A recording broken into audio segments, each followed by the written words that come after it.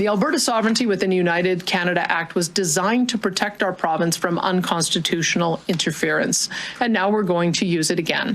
Chrystia Freeland has done it again. Welcome back to Moose on Loose. My name's David. Today's top stories. We got Chrystia Freeland with her announcement that $250 that she'd be giving people the tax cuts or whatever. There's actually another tax handout that they're doing to try to get more votes. We've also got Vasti Capellos trying to grill Danielle Smith on her support of trying to figure out the situation with Donald Trump and the tariffs. We got more terrible Trudeau international spending. We got a bunch of other stories. Let's jump into this. We got a polling prediction here. This is wild. New polling analyst predicts Pierre wins 76% of the seats. This is getting out of control here. 260 seats, folks. This would be the largest victory in Canadian history. I bet it will be, because this is the most corrupt government in Canadian history. And thus you'll have this landslide going the opposite way, wanting to get rid of this schmuck, or these schmucks. Next up, we got Chrystia Freeland here trying to buy more votes. That's right. This is happening, folks. And some more extremely good news.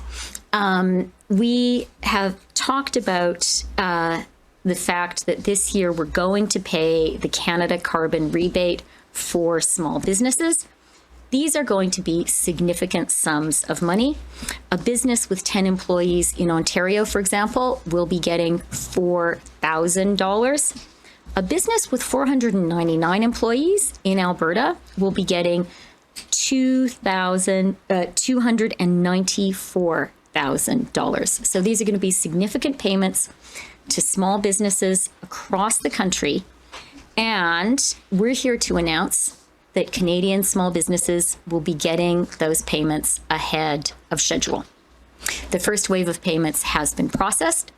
Direct deposits should start showing up in businesses' bank accounts today, and they should arrive between today and December 3rd. Small businesses should check their My CRA account to see where their rebate is in terms of being processed. And I'd like to remind you, what we said we would do is deliver those direct deposits on December 15th, but we know how urgent it is for small businesses to get that help. And I am really glad that we're able to announce today that small businesses today will be starting to get their rebate, and Minister Valdez will. This is interesting here. They're giving some rebates to Canadians after taking so much of our money, just giving a little bit of it back. Finally, huh? But you guys are being so generous, right? I don't know what the details of this program are. I don't know if they're personal businesses, they're incorporated ones. Who knows? It's vote buying. That's what this is. Dishing out some money before Christmas, then dishing out a little bit more, and then jacking up the carbon tax. It's not going to work, guys. You've lost the trust of Canadians. Originally saw this on this X account here. It says cost of rebates could be $6 to $8 billion. Just add that in with all those other checks being sent out to Canadians. How can this not increase inflation in Canada? It's just going to make life even more unaffordable. Newcomers who don't contribute will be thrilled. Earlier in the press conference, she was talking about the $250 that they'll be giving out to Canadians that have worked this year. The insanity continues. Anyone who supports this kind of governing needs their head examined, because the damage will never be repaired. This is third world politics. Speaking of corrupt spending, let's jump back over to our international list of Justin Trudeau's corrupt spending. You can sort by date here, and I was just checking out what the most recent one was. It's this one here. Justin Trudeau spent $2.7 million of our tax dollars on this project. Aims to strengthen civic and democratic space in Benin and Senegal for the benefits of citizens. Yes, citizens in Senegal. Not in Canada, in particular women and people in vulnerable situations, yada, yada, yada. If you look here, it says youth issues, gender equality, climate change mitigation, urban issues, environmental sustainability. This is more nonsense. And one more for fun. What do we got here? $20.5 million of our tax dollars spent on this project aims to mitigate existing and potential climate risks faced by individuals resilient on the Great Ruha River ecosystem, with a strong focus on supporting women. It promotes agricultural practices that adapts climate shifts and encourages livelihoods. This is ridiculous. I don't even know where this is. As a guy who made nearly 1,000 videos on educational topics from around the world, I'm pretty versed with most places on earth, just, general knowledge. Never heard of Great Ruha River, which is Tanzania, folks. There we go. More in Africa. So Trudeau's sending $20.5 million to help with women farming in this area. Are you kidding me? Next up, we got Danielle Smith in Alberta invoking the Sovereignty Act again on Justin Trudeau and his emissions cap he's putting on oil and gas in Canada. Scrap the cap, Sovereignty Act edition. Alberta's UCP government is bringing a motion here to the legislature claiming Ottawa's cap on oil and gas emissions is unconstitutional. We're fighting back with every weapon in our arsenal. The Alberta Sovereignty within United Canada Act was designed to protect our province from unconstitutional interference, and now we're going to use it again. Alberta already bought $7 million worth of ads demanding the cap be scrapped. Now the UCP will use its Sovereignty Act to push back against what they say is a production cap on the province's oil and gas sector. This is the second use of the Sovereignty Act. The first happened about a year ago to fight Ottawa's plan for a net zero electricity grid by 2035. Well, look, they pushed us to the limit. We've been trying to negotiate with them now for ever since the moment I had my first conversation with Justin Trudeau, where I told him that we wanted to align with their objectives to reach carbon neutrality by 2050. The UCP also plans to stop provincial entities from complying with the cap, declare oil and gas infrastructure essential, and attempt to bar federal officials from entering those facilities. But the NDP argues the Sovereignty Act is nothing more than an expensive stunt. Instead, Leader Naheed Nenshi suggests Alberta work with Ottawa to make a deal on emissions rather than hiring more lawyers and fighting just to fight. The Sovereignty Act accomplishes nothing. We're still in the same court cases. We're still hiring the same lawyers.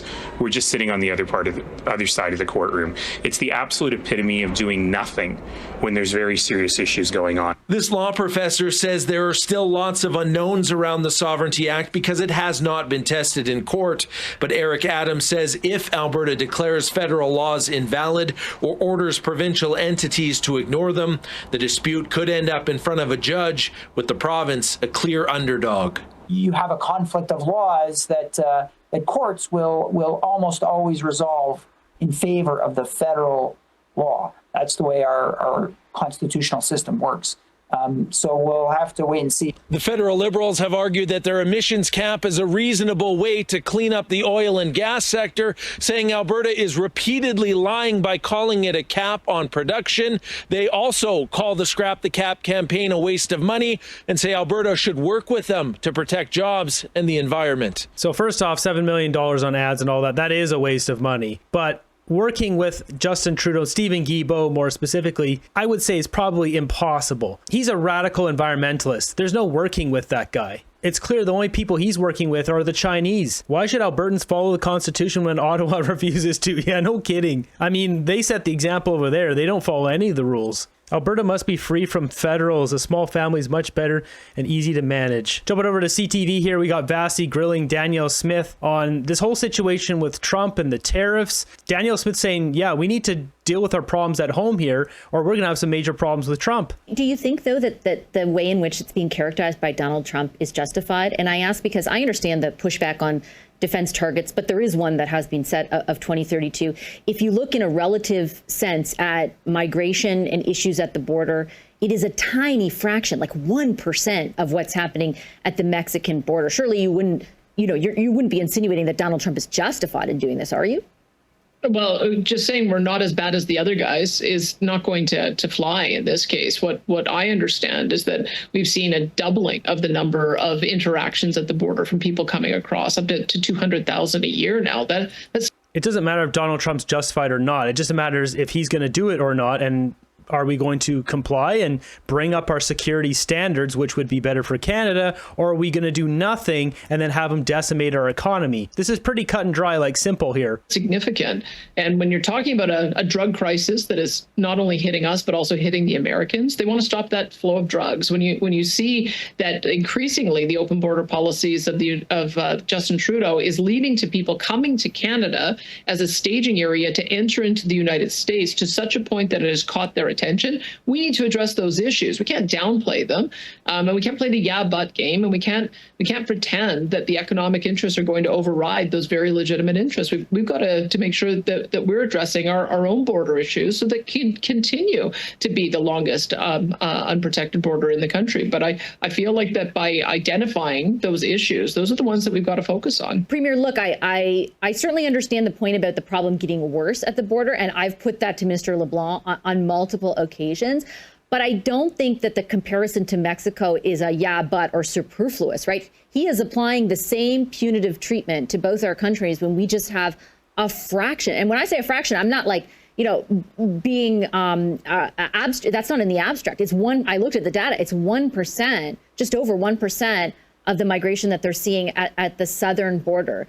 If you're, in a position that you're in as premier, as a representative of this country, harping on our country and our record and justifying Donald Trump's position, is that not detrimental to our overall effort to lobby him to exempt us? Something that has to be considered here is, even if it is 1% that's going from Canada down to America, what quality are those 1%? There's a lot of really bad guys slipping down there. No matter what the numbers are, though, when it comes down to it, it's Montreal. The whole events there, the anger mobs, the terror mobs in the streets of Montreal, that went not only nationwide, but it went worldwide. And Trump saw that, and he's like, we don't want that down here. Trudeau's been letting that fester and breed in our country, and Trump's finally put his foot down saying, no, clean up your crap or else. That's the situation we're in now. We have to either deal with it or get demolished. Well, look, I mean, we have temporary work permits, 4.9 million of them coming up for expiry within the next 2 years. Does the Trudeau government even have a strategy at all for how they're going to be managing that? That's a lot of people. And if you look at it from the Americans' perspective, they would fully expect that people are going to be potentially coming across the border. That's why we have to demonstrate that we take our border control as seriously as the Americans do.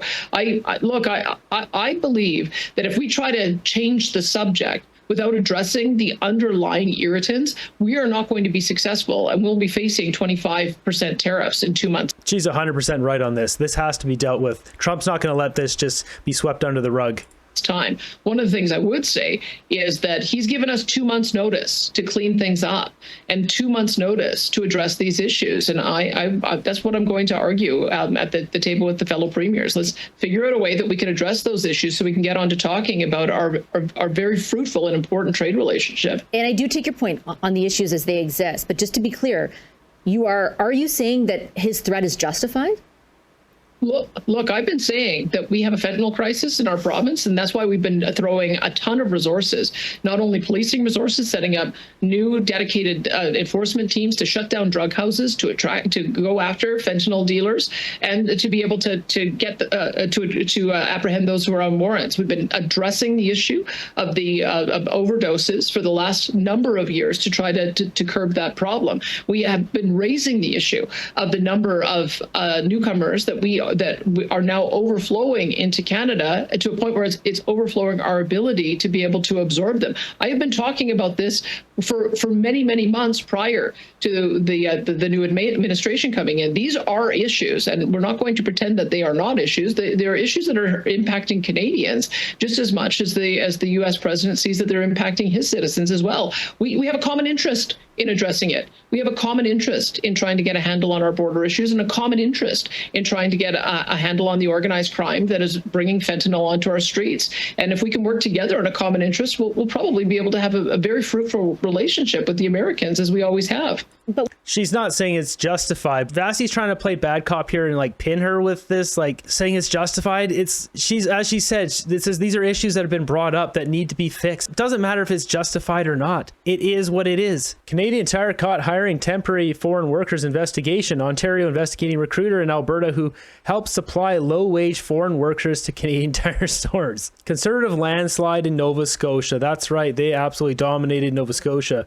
Asylum claims in Canada. Yeah, that's going up. That's a lot of our money being spent on people who haven't paid taxes in our country. The system's being abused. It's people coming over, then they're just switching over to asylum seeker and get refugee status. They're abusing the system, then getting paid $82,000 a year, straight off of the hard work of all of our backs. Next up, we got this clip here. It says, pretend Finance Minister Chrystia Freeland admitted Canadians are more or less brainwashed and the GST rebate is a quick economic stimulus boost. So she could probably pad her number for the 2025 budget, and everyone missed it. You're the economist on this panel, and I'm sure you've heard a lot of criticism from economists to the GST measure and the checks, arguing that it's bad economic policy, it's not targeted, not a good use of the government's fiscal power.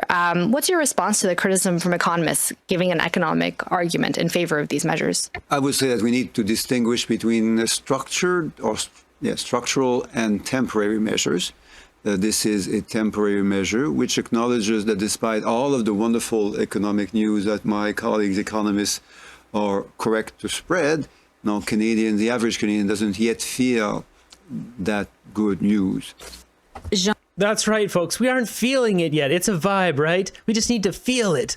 Jean-Yves spoke about the disconnect between the positive news that the numbers are showing about the Canadian economy and what people are feeling. He talked about how Canadians are feeling. And that's a really important economic point. A lot of economists have been talking about the vibe session and the fact that Canadians just aren't feeling good and that is having real economic consequences.